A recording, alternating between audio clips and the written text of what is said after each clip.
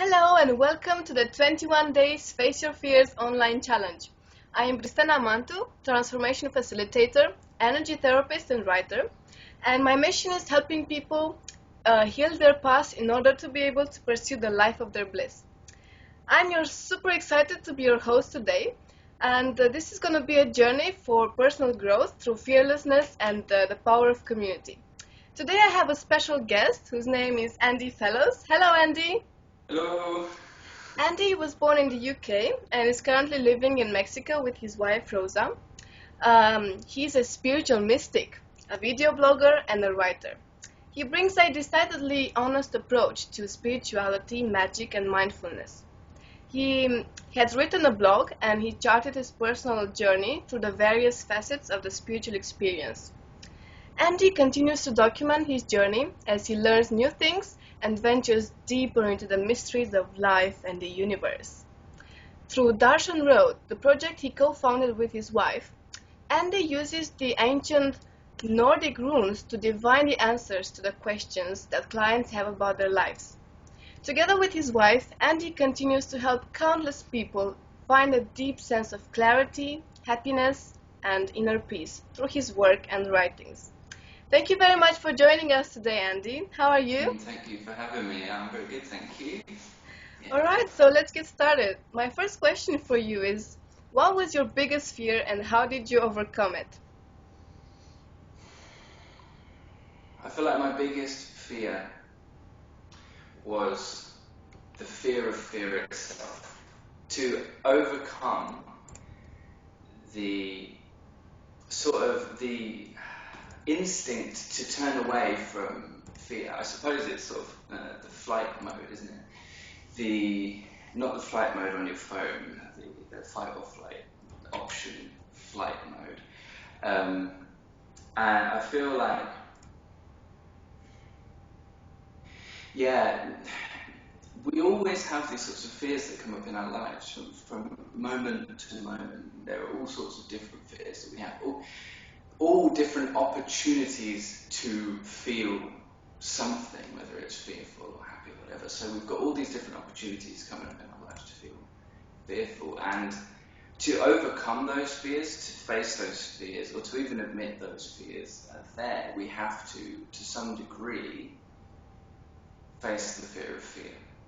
And I feel for me that was one of the biggest things to have faced in my life, if not the biggest thing, because fear is a very natural thing. As we see, all of us get fear. If there's a bear, you're gonna get scared. Yeah. And so it's a very natural thing for it to happen. And I feel that the fear of fear is something that keeps us small in a way. It keeps us at least feeling small, feeling like there are lots of things we don't want to do, lots of things that we're afraid to look at or even feel. So for me, the fear of fear was one of the biggest things to have overcome in my life, in terms of fear at least. And when I faced that, I opened up to actually starting to then work on my fears and overcome my fears. Like, until you've turned and faced the fact that you are definitely scared of something, it's very difficult to turn and face what you're scared of, you know? And I found that, as you said, I'm living in Mexico. When I came from England to Mexico, I was petrified of the implications of what I was doing and the uncertainty and the variables. Like, I didn't know. Like, it was the first time I'd ever travelled across the world on my own, and it wasn't just one plane, it was 3 planes, and it wasn't an hour between the planes, it was 7 hours between the planes, and I didn't speak Spanish, so I was going to be in Mexico for 7 hours initially in a place, luckily, that spoke a little bit of English in the end. And I had no idea what I was doing, where I was going really, and I was just sort of fumbling around in the dark. And that was the same when I got to Mexico City. Although, just a word of warning, if you ever go to Mexico City, expect to get lost in the airport, because it is a total nightmare. Personally, I feel that is the worst airport in the world, at least in my experience. So But in the end, it was fine. In the end, I got here and I'm okay. And I'm not saying that all things you're scared of are going to turn out okay, because we never know, really, do we? But to first face the fact that you're scared and then face what's going on in an honest way, you have to have some degree of courage. And I feel that, in terms of the biggest fear I've overcome, it was one, the fear of fear, and two, actually flying across the world to meet Rosa and be with her. Yeah. That's a lovely love story that you have there. Yeah. Yeah, I think it took a lot of courage to move to a totally new country and to see someone that you never seen in person, right, before you went to see her, because you were only chatting online. Yes, yeah, we were. Yeah. So, what is your number one strategy when helping yourself or others overcome fears? Similarly to how it was for me, I think the first thing for anyone to do when it comes to overcoming fears is to face the fact that there is fear inside you. And I mean, this is the same with any emotion, whether it's a positive emotion, negative emotion, whatever. We need to acknowledge it to some degree. Now, it's much more comfortable for us when we have nice feelings to say, oh, I feel so happy, or I feel so, I'm overjoyed, or whatever. I mean, let's be honest, in our society there is a significant upper limit for happiness, and some people get happy and then they feel bad for feeling happy. But that's another subject. We have, when it comes to facing fear and other negative emotions, we have to admit we feel that way. And a lot of us have these sort of patterns, this conditioning, these learned behaviours that tell us that we shouldn't feel a certain way. Yeah. And while I can understand that we all have those to some degree, if what we want to do is overcome our fears, it is so important to admit that we have them. Because, if you want to get somewhere, anywhere, and you're looking at a map and you're saying, right, I want to get here, if you haven't admitted where you are, the map's useless to you. You're just sort of wandering around going, oh, maybe it's this way, maybe it's that way, I don't really know, and it's very clueless. So I feel like the thing I do when I'm working with people and in myself and with friends, what I always encourage is pay attention to how you feel. Look at this feeling inside you. Where is it? Just take a moment, take a breath. Okay, where is it? What's going on? Maybe it's in the heart. Sometimes it's in the heart, and it feels like a clenching in the heart, like a tightness in the heart. Yeah. Sometimes it's solar plexus or sacral chakra, and it feels like a stone hanging around there. Or sometimes it's in the root chakra, and it's sort of uneven and sort of wobbly, and it makes you feel like you're not really sitting where you're sitting, and you're a little bit numb or something. Interestingly, actually, more often than not, if you're feeling scared and you look in your body, you might think, first of all, the feeling is in your heart. But if you look closely and really pay attention, it's not there at all, it's in the solar plexus. It just appears like it's in the heart. And that's an interesting thing. If you know about chakras and you know about energy and stuff, you sort of realise that the solar plexus is about identity, and it's about how you fit into the world, basically, how you see yourself. And the heart chakra is about connection. It's about how you relate to yourself, how you relate to the world. And interesting then is the fact that when you feel fearful and you look at where it is, first of all you think it's in my heart. Actually it's not, it's in the solar plexus. And what does that tell us? It tells us it's not about the world and how you relate to it. It's about how you are feeling you fit into the world and how you are feeling you are and what's going on inside you. So that it's not always the case, but usually that's the case, and it's quite interesting to have that revelation when you're exploring these things. So first and foremost, pay attention to the feeling. Secondly, look within you for a sense of courage. And just like there's fear inside you, there may also be happiness inside you, there may also be anger inside you. All these emotions exist within you as potentials, and you can sort of, all it is really is that there are circumstances which provide the conditions necessary for this conditioning I mentioned earlier to say, that feeling is appropriate, that feeling is appropriate, that feeling, okay, so right now I don't know this, I don't know that, fear is appropriate. This person says they love me, happiness is appropriate, or love is appropriate, or compassion if someone is upset, someone, you know. That is our conditioning. And for some people, if you see someone upset, for some people the conditioning might be compassion is appropriate, let's apply compassion.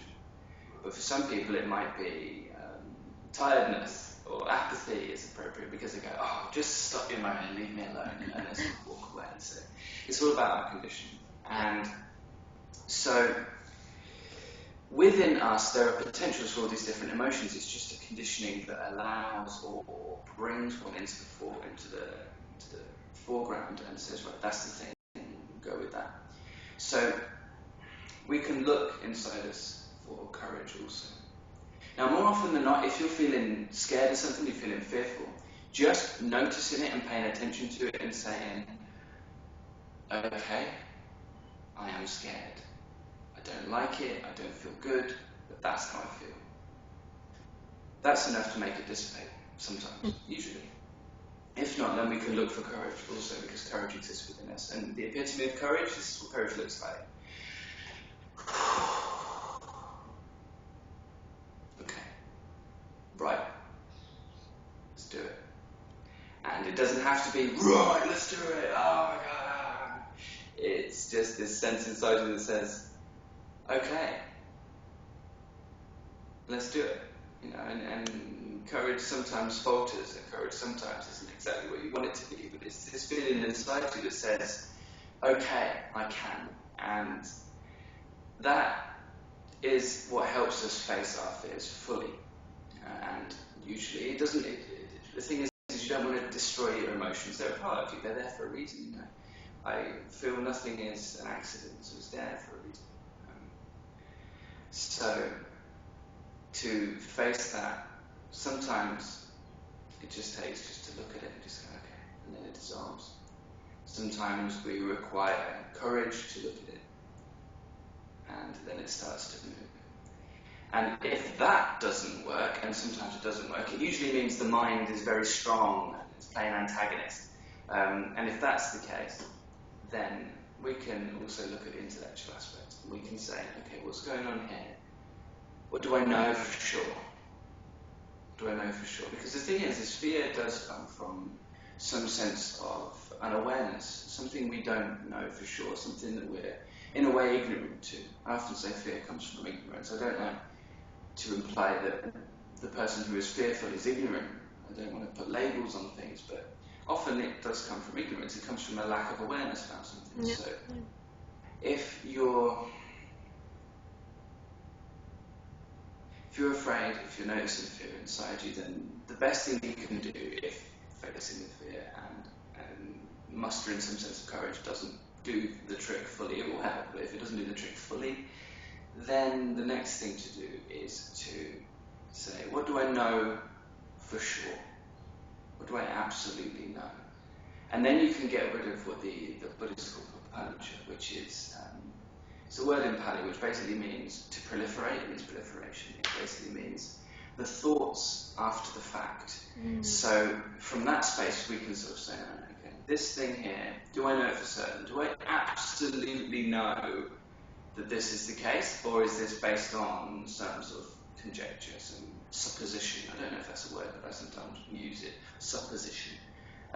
Is this based on supposition, or is this just, is this something that I know for sure? So then you can separate them, and you can get rid of what you think you know and stick with what you really know, and from there you have a more steady foundation, a more worthwhile foundation to go on into whatever's happening in life.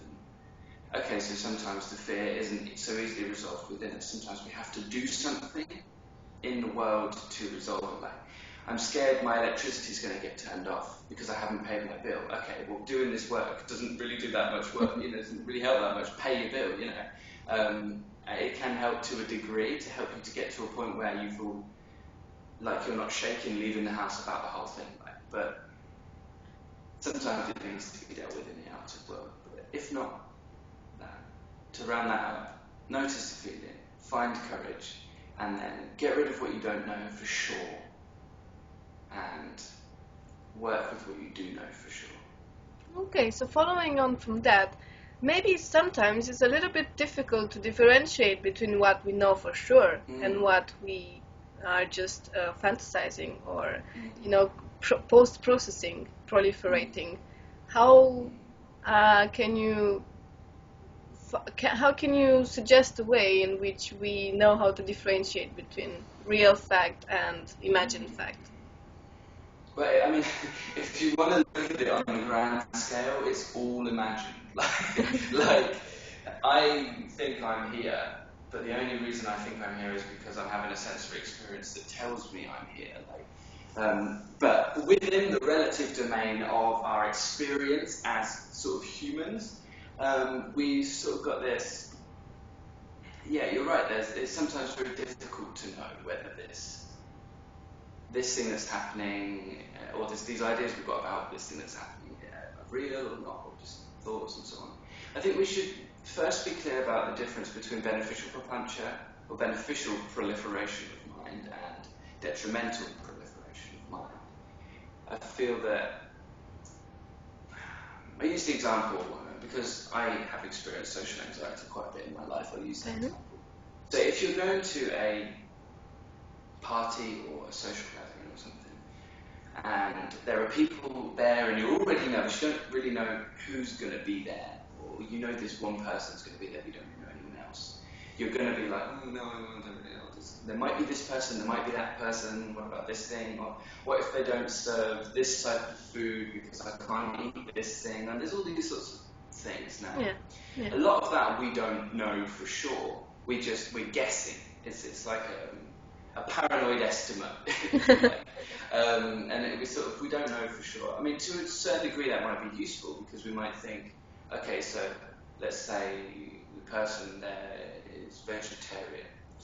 Let's say in this instance I'm vegetarian. I want to go to a party and I don't know if they're going to be serving vegetarian food, because these people are perhaps more conventional, and there'll be cocktail sausages and all those sorts of things. Okay. Picking. So I think, okay, maybe my propuntia says they might not be serving that. Now, detrimental propuntia says, oh, I hope they will, maybe I should buy this thing, maybe I shouldn't. Or beneficial propuntia says, maybe I'll just call up the person whose party it is and ask them. That's beneficial. Makes sense. Is useful. Yeah. Also, for example, if there's someone at the party and they're there and you sort of think, oh, I remember I borrowed this Blu-ray, this DVD from this person, I know they're going to be there, maybe I'll take that and go back to them. That sort of thing, that's useful propuntia. But so now we know the difference between beneficial propuntia and detrimental propuntia, or at least now we're clear on that. We can sort of look a bit more about what we know for sure and what we don't know for sure. Now, most of what goes on inside our mind is the result of some form of conditioned patterning, some form of learned reactions to things. So it may be possible that some of these patterns in our mind are telling us that what we don't know for sure is something that we do know for sure. Yeah. And if that's the case, there is where we have issues. And that is, I feel, is much more close to the root of the issue than to spend time going through on a case-by-case basis looking at whether this thing is true or that thing is true. Like, honestly, what we know for sure is what we can recognize proof of here and now without a shadow of a doubt. And as I said before, to take that down into the rabbit hole further and further, the answer would be nothing. But if we're looking at people who are anxious or fearful, perhaps that is scary, so we won't go there just now. So let's look at, what do I know for certain? What do I know for certain? Okay, I know for certain that I'm sitting here, and I have you here, I'm talking to you. I'm sitting on this seat, there's a wall here. Within this relative frame of experience, that's what I know for sure. Now, what I don't know for sure, really, is what you're thinking about what I'm saying. Okay? But what I can say is that I can interpret a certain degree of subtle signals within a sort of variable, uncertain frame of body language, energy, all that sort of stuff. Now, even if I am the best most experienced body language expert on the planet, that's not enough to draw a certain conclusion, really, because one signal in body language can mean 3, 4, 5 different things, depending on the other things that are going on. For example, if someone does that, that can mean I'm closed, but it can also mean I'm cold. So, you know, there's a lot of variables. So we don't really know for sure when these sorts of things are happening. So I feel that's a good example of what the difference between something you can know for certain and what you can't know for certain, you know. And it can be useful for me to preemptively perhaps say things in a certain way. If I'm saying something and you don't seem sure about that, then I can say something else which perhaps clarifies that or justifies that if I'm feeling defensive, you know, those sorts of things. Now that is a useful, perhaps a useful way to use papancha in our lives, but we don't know it for sure. And if you're feeling fearful, if you're feeling anxious, if you've noticed inside of you that there's an uncertain feeling or an uncomfortable feeling, then reacting or responding based on those subtle signals alone is probably not the best idea, because you're going to be quite biased because you've got a lot going on. So it's much better to just say, right, okay, how do I feel? Is that perhaps hindering my ability to see things as they are? Is that getting in the way? Very important point, yeah. Yeah. And I also like what you posted on Facebook a while ago, and I remember you were saying something like, we shouldn't listen to everything our mind tells us. We should take everything with a pinch of salt. Yeah, definitely. I mean, I don't know the exact number, but it's said that we have on average, you know, I think it was like 4,000 thoughts a day, something like that. That's quite a lot. Now that's a lot of thoughts to believe in. And most of those are contradictory. Most of those contradict the last thought. Like if you say, oh, I think this thing, well, no, there's this thing, well, no, there's this thing. What do we do? Do we believe them all? Do we just believe the latest ones? Like we want to get the latest iPhone or something? Like, how does this work? How do we filter through all of them? Yeah, exactly. And in my personal experience, the best way to do it is take every thought with a pinch of salt and be open-minded about which ones are going to be useful, which ones aren't going to be useful. Don't sort of attach yourself to any particular stream of thought, because if you get attached to it and you, for example, develop an identity surrounding that, which is something that I've been through recently, sort of shedding your skin in a way, which I've written about extensively on my blog, you have this sort of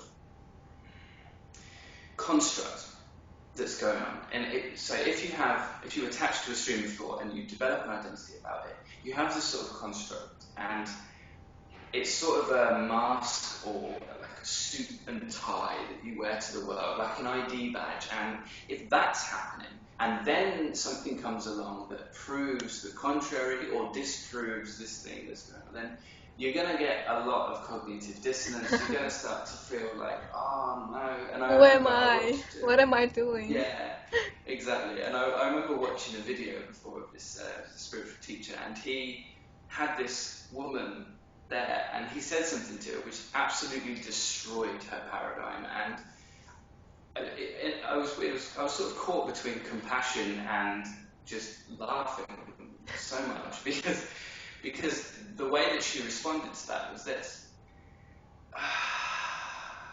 And it was like, I don't even know how to describe that, but it was brilliant to see just the struggle we have with these ideas that they're nothing. They're nothing. Like, look for the mind. Where is it? There's a reason we haven't found it yet through our extensive dissection of the human body, through our extensive exploration of our outer and inner realms. Where is the mind? I think it was the Pixies, wasn't it, that sang that? Where is my mind? Where is the mind? Where is it? Is it inside our brain? Is it outside of it? I always had this idea that it was like this little sort of fleshy pink balloon that sort of followed us around attached by a string, but I've come to sort of find, at least in my experience, that it's not really there. It's a bundle of thoughts, and when you look for the mind, the thoughts dissipate, they scatter like birds when you come out of your house and go, rah, and the birds go. It's just like that. It's a nice comparison, yeah. Yeah, and what's left? It's present moment awareness. That's what it's left. Absolutely. When all the Yeah. birds fly away.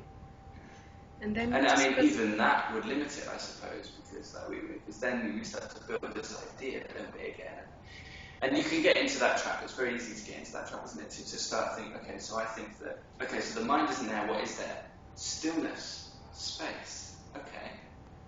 What does that mean? I must be stillness. I'm space. So I think it was Eckhart Tolle that someone met him once, and they were talking, and he said, "Oh, what's your name?" And he said, all this sort of thing.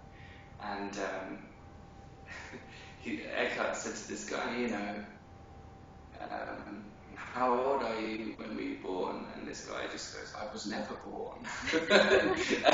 Like, when you get to that point, are you relating to the human experience properly? Like, Ram Dass said, you can be communing with divine forces and gods, but that's no excuse not to know your zip code. That's no excuse not to know your postcode. And I really find that to be true. There has to be a balance.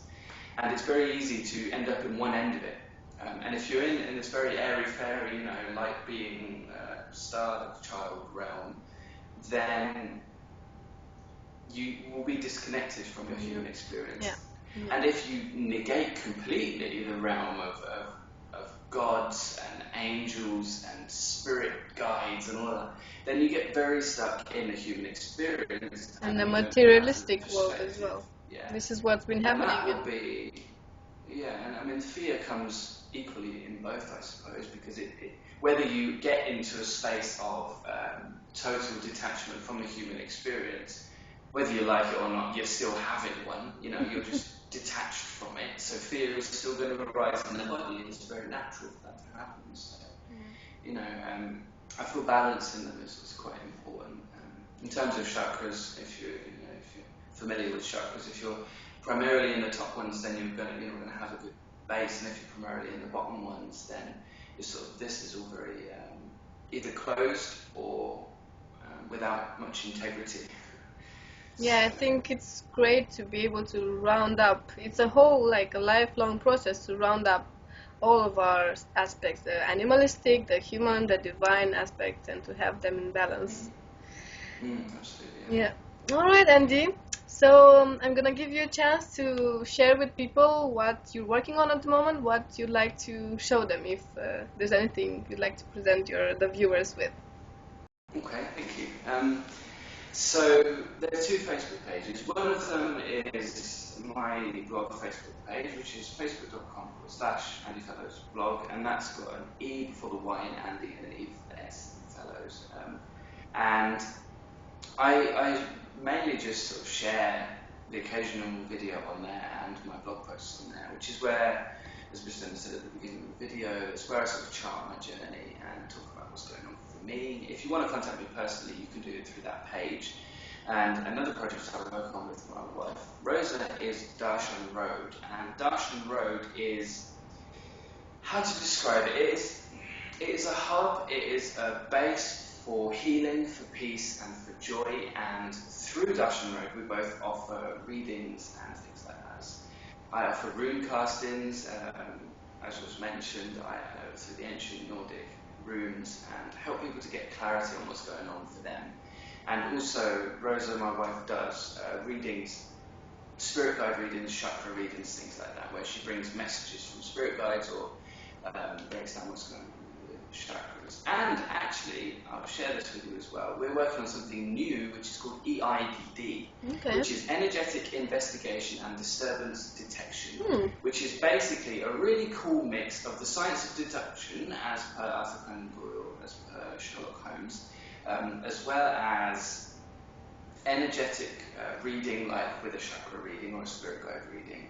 We also throw in a bit of rune casting if necessary, but the general idea is we take someone's case. Someone comes to us and says, this is the state of my life, and we go, okay, right, and we spend like a week on it, and when we come back, we have like a comprehensive report of about 10-15 pages, which tells them exactly what's going on energetically for them, and exactly how to solve those issues. So that's something we're offering, is new at the moment, but it's very good and it's helped a lot of people already. So if you want to get in contact with me, Andey Fellowes blog, facebook.com/Andey Fellowes blog. If you want to check out that project, darshanroad.com, and rather facebook.com/darshanroad, and the website links are on both pages. Thank you for allowing me the opportunity to share that, Stella, and thank you for having me here. It's been great.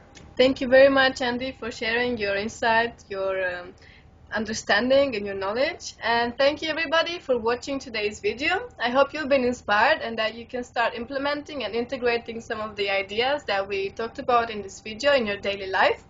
If you found this interview useful, share it on your social media and let your friends know that you're participating at this amazing online Fearless Warriors Challenge. Also sign up to my YouTube channel, Journey to Bliss, and sign up to my newsletter on the link below to get your free Bliss Blueprint containing the 3 stages of radical transformation from within. Hope you enjoyed this and see you next time. Bye bye!